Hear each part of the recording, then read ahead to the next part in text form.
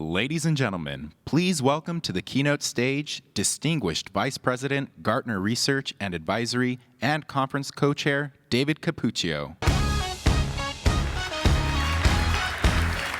Good morning. Welcome to day 4, sometimes known as Deer in Headlights Thursday. This session is going to be a good one, though. I've been looking forward to this. Secretary Deborah Lee James has a 3-decade track record of leading, transforming, driving lasting results in the legislative and executive branches of the U.S. government. She served as the 23rd Secretary of the United States Air Force, responsibility for 660,000 military and civilian personnel, and a budget of nearly $140 billion. Wasn't enough, though. Also served as president of SIIC's tactical and electrical engineering sectors, $2 billion, 8,700 person enterprise. She has deep expertise in strategic planning, risk management, public policy, cybersecurity, logistics, and innovation. Ladies and gentlemen, please help me welcome to Gartner's keynote stage, Deborah Lee James.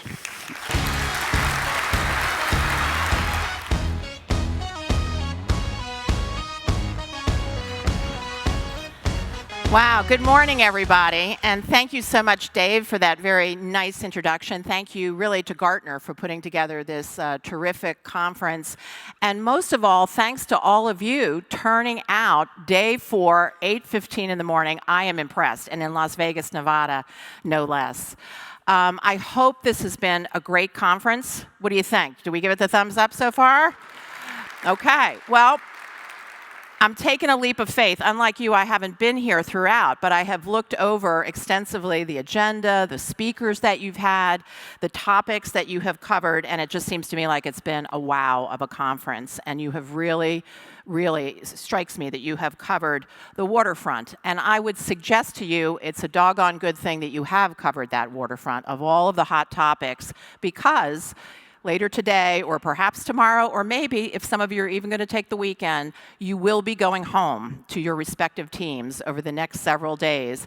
And when you do, I can guarantee you, you already know this, that your peers, your team members who serve under you, and your bosses back in your companies and in your government organizations are going to expect all of you as strategic leaders to be able to get it right in the future, to take some of this learning back and put it into play in your respective organizations so that you too can continue to enable the digital future through speed, agility, and resilience. And of course, super, super, super important, of paramount importance, that you do so in a secure fashion. Because let's face it, not a single week goes by that we don't read in the morning media of some new cyber breach or major incursion or exfiltration of data from some group, be it from nation-state actors who are trying to commit espionage, to cyber criminals who are simply trying to extort, to something that goes wrong in your supplier base and opens up your databases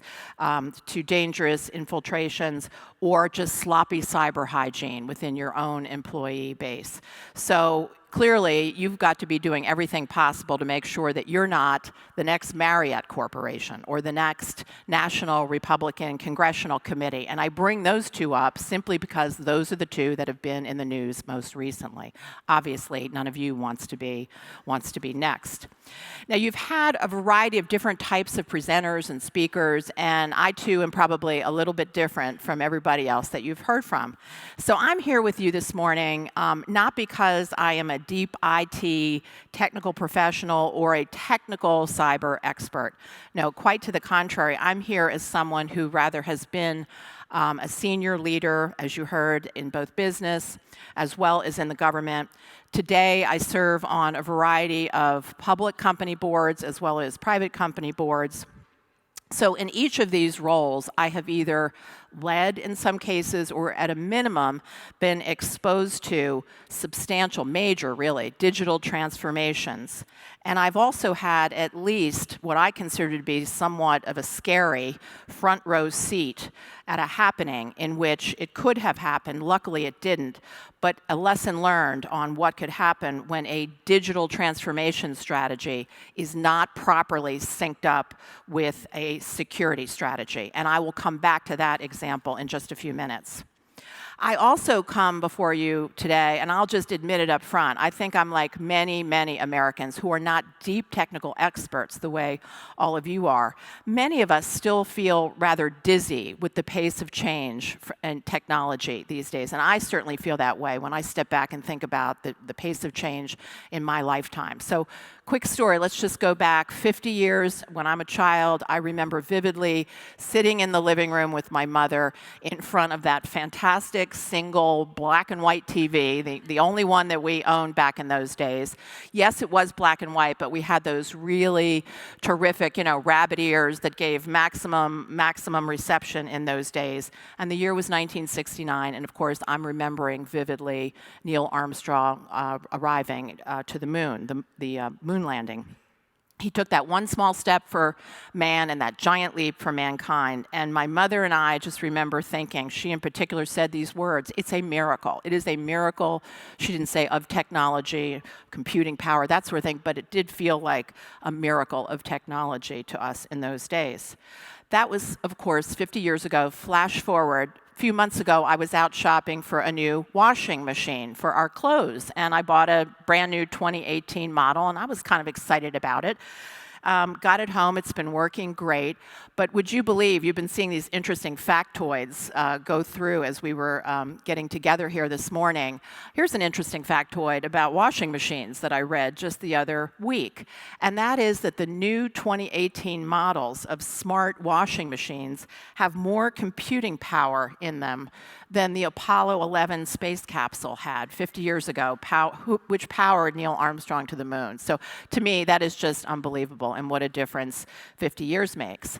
And you could say, 50 years, that's a lifetime. What about 5 or 10 years? I would say it's been huge there as well, because a mere 5 to 10 years ago, things like cloud computing and machine learning, artificial intelligence, Internet of Things, these things were concepts and words that most people had never even heard of, let alone began to understand how they could be implemented.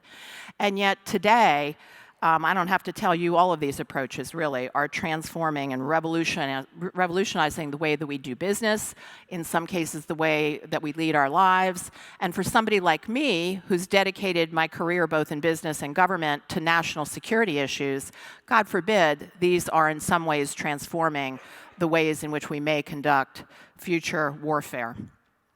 And so, bottom line, the pace of change, there's no doubt about it. It's dizzying. I have to believe you end up dizzy as well at some times, because it's your job, of course, to keep up and keep ahead with that pace of change. Now, as you heard, I was the 23rd Secretary of the Air Force, which was a fantastic honor to be able to serve in that capacity. It was a big job, a lot of people, a big budget, 700 operating locations worldwide, thousands of aircraft, hundreds of satellites on orbit, 2/3 of the nuclear enterprise. Basically, my job in a CEO-like fashion, leading the Air Force, was to focus on people, meaning their recruiting, retaining, developing. It was their training of all sorts. It was acquiring the equipment that they need to do their jobs right now, today. And it was also making technology bets to ensure that we remain a fantastic Air Force going into the future. Others focused on the warfighting. My job was the people, the technology, the equipment, and the training. And I can tell you, based on everything I learned, there's both good news and not so good news. The good news is our Air Force is without question the most capable, the highest quality, the best people, and the best equipment and technology on the planet. So we have challenges, you'll read about them in the news, but you can take it from me, we are still number one, and that's important. But here comes the not so good news. The potential adversaries that we have around the world have been watching us for decades as we conduct operations, and they've been studying us. We're a very open society. There's lots available in open source, and there has been espionage where certain things have been stolen, secrets have been taken. And so all along, these potential adversaries have been trying to figure out how they can gain an advantage against the United States and narrow these technology gaps that have existed where we have been way out in front. And in some cases, they have been able to move more quickly than we have been. And areas like artificial intelligence, counterspace, and cyber in particular, they have narrowed that gap considerably, which is a worrying thing to the United States government, to somebody like me who tracks these issues a great deal. And I would submit it ought to be worrisome for all of us who care about our country and our alliances. Which brings me to that story about how I had a front row seat about how things can go wrong if a digital strategy and if the security of that strategy are not properly synced up. So let me take you back to late December 2013, which is when I was confirmed and took the office of the Secretary of the Air Force. And they give you tons of briefings when you go into a new job like that. And so when it came to the world of technology, information technology, and what were we doing for security, I was fully briefed, and it became very clear to me that we were full speed ahead in terms of working on network cybersecurity in the Air Force. So new tools were being introduced, and layers of defense were being implemented. Additional identity management techniques were being rolled out. Policy was being updated.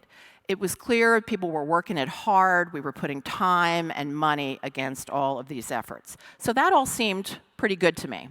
Seemed like everybody was doing the types of things that one would hope would be accomplished. But turns out what we weren't doing nearly enough of in those days is we weren't putting enough time and attention into operational cybersecurity. So, of course, what I mean by that is the weapons systems that we utilize in the United States Air Force. Because after all, those weapons systems, whether they're the older ones that we still use today, like the F-16, or whether we're talking about the brand new weapons systems, like the F-35 fighter aircraft, which is an example of a digital transformation, a capability that truly will be transformative. But guess what? They all depend heavily on software. And as such, they represent an opportunity for bad guys to do damage. They could be vulnerable to cyber attacks. In fact, we were going along in the Air Force and we were doing operational tests on many of these weapon systems, and we were discovering worrisome vulnerabilities in some cases. Okay, so that's a good thing. But here's the corker. We weren't immediately hopping on those problems and addressing them to plug them or to change in some way to make them more secure. When I asked why, it was explained to me, well, the budget is tight and there's not enough money to go around. You heard Dave say it was $140 billion, but we do a lot of things in the Air Force, and somehow the people felt there wasn't enough to shuffle around and address these things. It was the year of sequestration, if any of you remember that term. So I just remember being astounded by all of this. All I could think of was, whoa, can you imagine what would happen if an adversary took control of a United States Air Force drone or an aircraft and crashed it? Or if a weapon was hacked into and reprogrammed to hit a different target than the correct target? The impact could be devastating. It literally could trigger a war. Innocent people could be killed, the destruction could be enormous, and then because all politics is local, somebody like me could get hauled in front of a congressional committee to explain why in the world did you let this happen. So I could see disaster on the fronts of various possibilities for this. So bottom line is, I said, look, tight budgets or no tight budgets, we've got to get on this. So somehow, we've got to find some money, and we've got to triage this and figure out what are the most important vulnerabilities and get on it and program money for the future, because the truth is we'll never totally be done with this. You've got to keep refreshing. You've got to keep looking at the possible vulnerabilities. So I'm not saying that we solved all the problems during my tenure, far from it. As I said, they'll never be totally solved, but we at least started to address the problem. Now, stepping back from a minute, I'm sure many Americans hearing this story would say, how in the world can something like that happen? How come people didn't think of that? How come that wasn't built in from the beginning? And it's a good question that I don't have a clear explanation for, but I will say that I think it's not unusual, because whether you're in a business, whether you're in a government, whether your job is possible warfare, or whether it is something else, we all tend to agree that digital transformations are game changers. And we all agree that security is terribly, terribly important. But why then do we keep struggling to bridge the gap between either the business leader or, in the case that I gave you, the warfighter, who clearly wants these transformations, who wants these new capabilities, and the technical people who know how ultimately to provide it and to do so hopefully in a secure fashion? Why do we keep having these seeming gaps? Well, I don't think there's any single reason for this to explain it, but I think when a lot of people try to answer that question, they immediately do a deep dive into the technology of the digital revolution. And I think that's not the biggest part of the story. My belief is a much bigger part of the story, is that it comes down to people and culture. And this is what we fail to talk enough about. And therein, in my opinion, lies the great divide.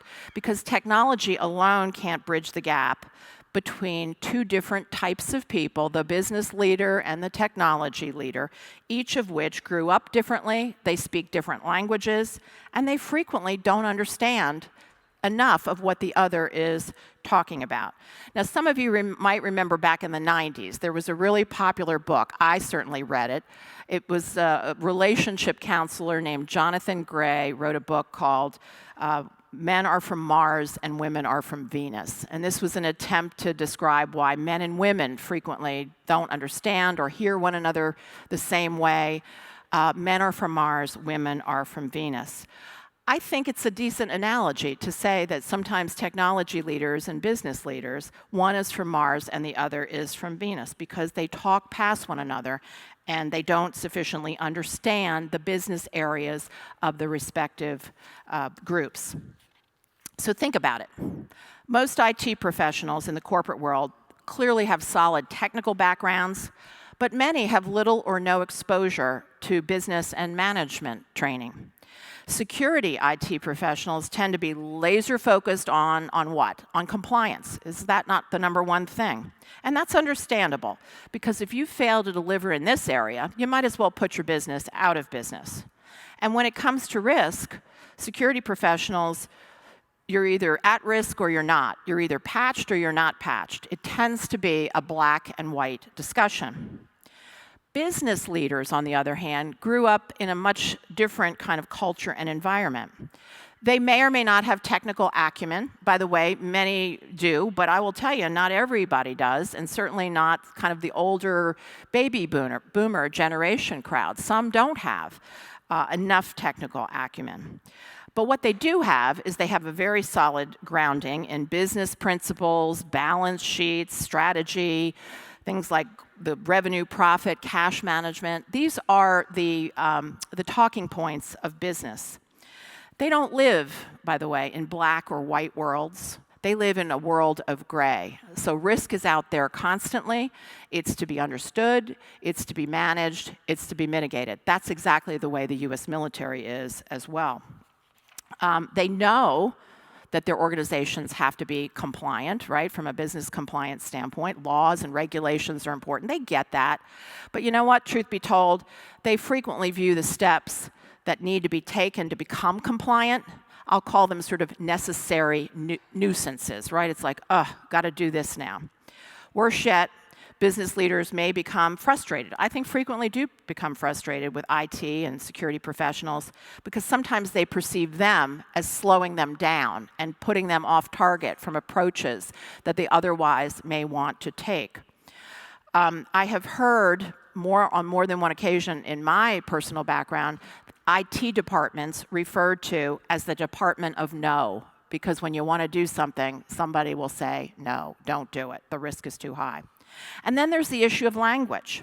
Business people understand the language of EBITDA, book-to-bill, days sales outstanding, pipelines, win rates, things like that. Overhead is not quite a four-letter word, but it's not a nice word, and it certainly is one that you want to contain, reduce if at all possible. Cyber and IT professionals, on the other hand, talk kind of a different language. They talk about firewall hits, penetration attempts, the number of desktop antivirus cleanups performed, tickets open, tickets closed, servers refreshed. Now, what do these metrics really mean to business people? Well, in my experience at least, these metrics alone and without context really don't mean a whole lot at all to business people. Now, IT is obviously part of the overhead budget, and traditionally business people view it as a way to drive cost savings across the enterprise. And when times get lean, and I've never been in an organization where they eventually don't get lean, IT also becomes one of the first bill payers to get a budget cut. And because IT is frequently not at the decision-making table, so they get this decision from on high, from senior leaders, at least my observation has been the IT workforce, which already might feel a bit underappreciated and overworked, now feels even worse because their budgets are getting slashed, they don't have the context of why, and so it just becomes a sort of a rolling morale buster, I will say. It hurts morale even more. Now, does any of this sound familiar? Because I suspect at least some of it would sound familiar to you. It certainly is, again, I've observed it all, and to me it's a little like Mars and Venus, how these two groups of people look at things and sometimes talk past one another. Oh, and one more thing, and this one I'm going to lay squarely at the feet of the business leaders, particularly for those leaders on the business side who have little or no technical acumen. And because technology has delivered such amazing results in recent years, many business leaders come to view these technology upgrades and so on, that everything ought to be fast, seamless, easy, get it done. Well, this audience knows, and certainly I've grown to appreciate, that fast, seamless, and easy is frequently not doable, and it's really hard stuff, because what you do is extraordinarily complex, constantly changing. You're challenged not only to continually bring forward the best and the latest and greatest solutions, but also to integrate those solutions into what likely is legacy systems that you have to continue to operate in your environment, at least for a while, because you can't stop operating today as you transform tomorrow. You have to keep it all going at once. And sometimes you just can't get there from here in a fast, easy, and seamless way. I suspect if we were in the business of car manufacturing and a new car manufacturer stepped forward and said, I've got a brand new idea. I'm going to kludge together parts, 1/3 from Honda, 1/3 from Ford, 1/3 from Chevrolet, and team, I want you to put all this together, make it operational, cyber secure, highly dependable, get it done in a week, by the way. I would suspect that manufacturing team would look at that guy as though he had 3 heads. Again, it's just not that easy. But what that takeaway from that is business leaders, they tend to be an impatient group, and they sometimes misunderstand just how complex the technology solutions can be. Now, I could go on with more examples, but I think you get the picture. I'm talking about differences among people, culture, language. I think it's a big, big part of the divide between the business community and the IT community. And if we can simply agree that, yes, indeed, this is part or a big crux of the problem, I think we can start to solve it. It will become more easily solved, and each of us will be more readily able to attain the speed, agility, and resilience in our respective organizations that we seek. So here's my recommendations to you. I have 5 points that I want to leave with this audience, cyber and IT professionals, strategists for your organizations. And I'm not going to let the business leaders off the hook either. I've got 4 things that they need to do, because ultimately both of these groups have to work harder to come closer together. So first, and this is for the cyber and the IT professionals, all of you need to strive and work hard to be better business partners and translators of what you do to the business teams that you support. And by this, I mean you need to look for ways to educate yourself about business in general and the strategy of the business that you support in particular. In this way, you can start to become a better translator for the business leaders so that you can explain in plainer English what your team can bring to the table to advance the goals of the business.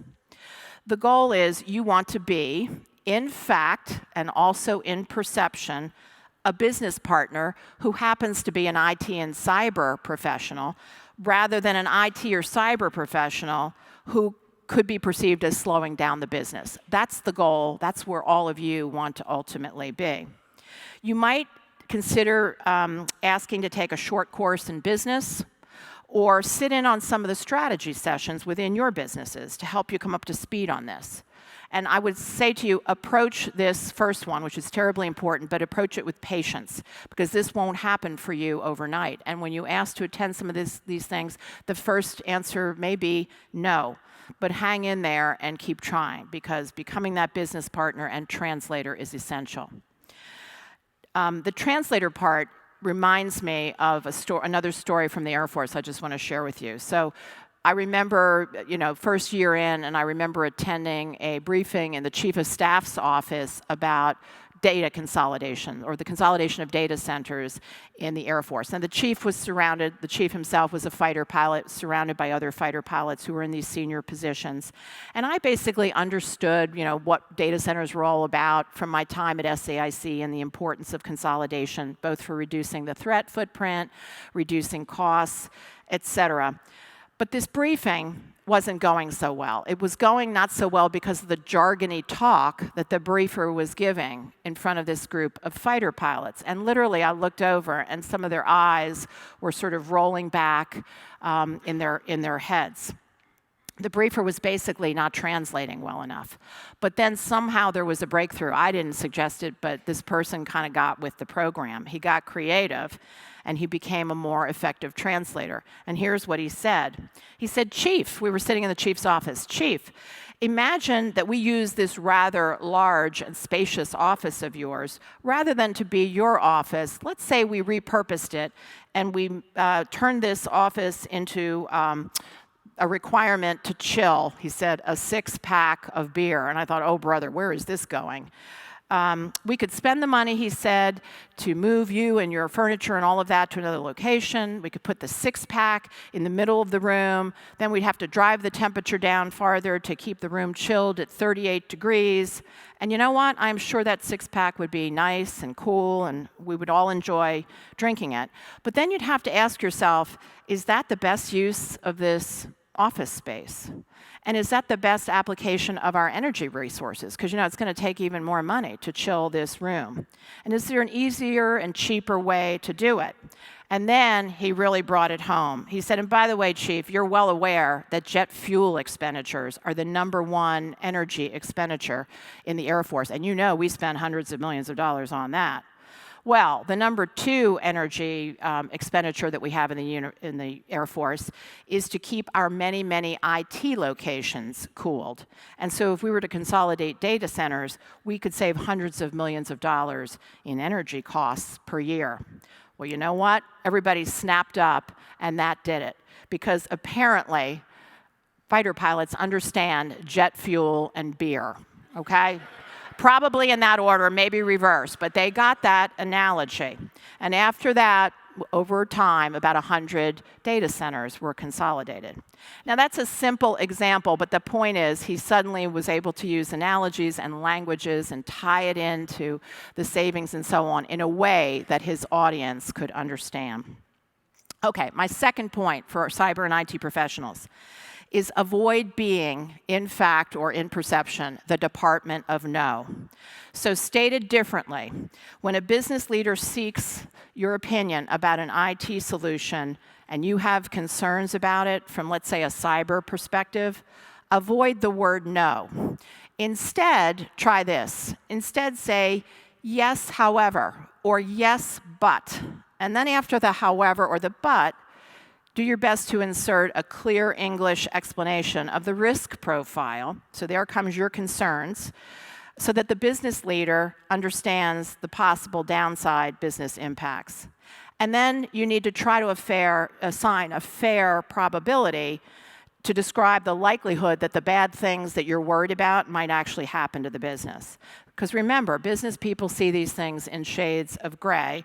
Risk is to be managed, and it will ultimately be their decision, not yours, if the risk is worth the possible rewards. But your job is really to give them the best advice possible, again, very importantly, in words and concepts that they can understand. My third piece of advice is learn to use the language and the metrics that business people understand and tailor your message according to your audience. So acronym soup is not going to help you build your business partnerships going forward. but learning to translate your services into more sales, growth, profitability, resilience, and metrics that surround these areas will help you build those business partnerships. Like I said earlier, metrics like how many penetration attempts, tickets open and closed, these are important metrics within your teams. I'm not suggesting that you stop tracking on them. But what I am suggesting is that know your audience, and you need not share all of these in a very, very wide format. I can tell you now from my board service, our eyes also glaze over when we hear too much of these sorts of metrics, because in and of themselves, they don't mean very much to us. But we sit up and we listen with rapt attention when your metrics are anchored in the business strategy, the financial goals that we're trying to achieve in the company, and when it comes to protecting against a major reputational hit.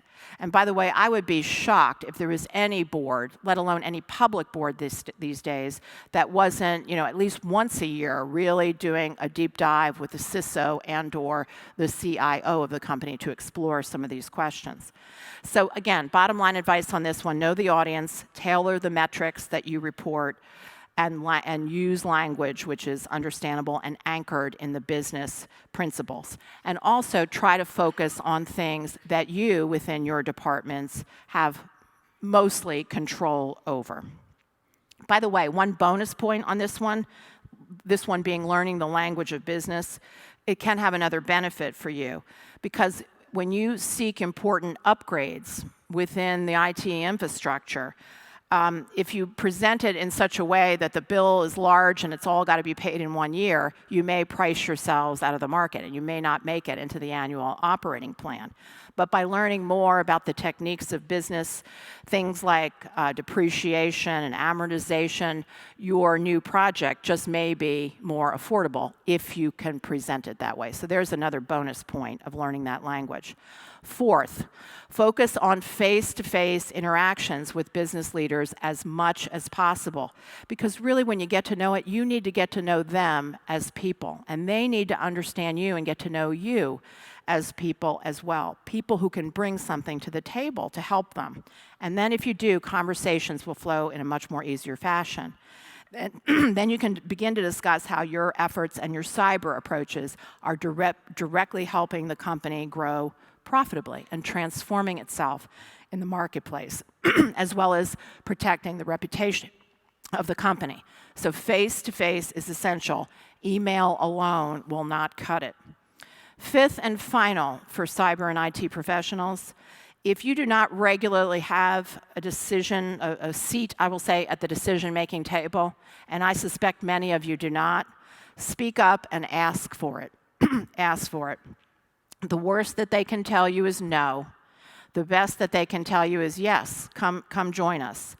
And if you get that seat at the table, your presence will help refine your own understanding of the business imperatives and strategy of the company, and it will help get the business leaders much more accustomed to interacting with you and receiving your input. So try and get that seat, at least at some of the table, for strategy, decision-making, et cetera.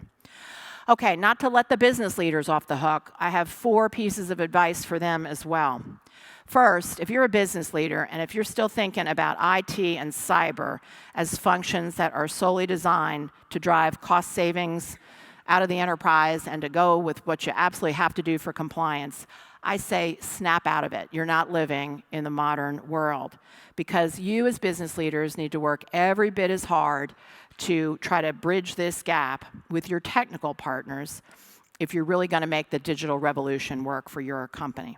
So you business leaders need to educate yourself as well on some of these new concepts and the trends, how they can be used to your best advantage. And a good time to do this, Mr. and Mrs. Business Leader, is to spend some quality time with your CIO, your CISO, and oh, by the way, how about asking them to the decision-making table? Just like I said, these kinds of face-to-face mutual understanding encounters are really, really important. Second, you need to understand, business leaders, that IT and cyber should not be among your first lines of defense for achieving cost savings when you need an extra profit push, let's say, in the third quarter.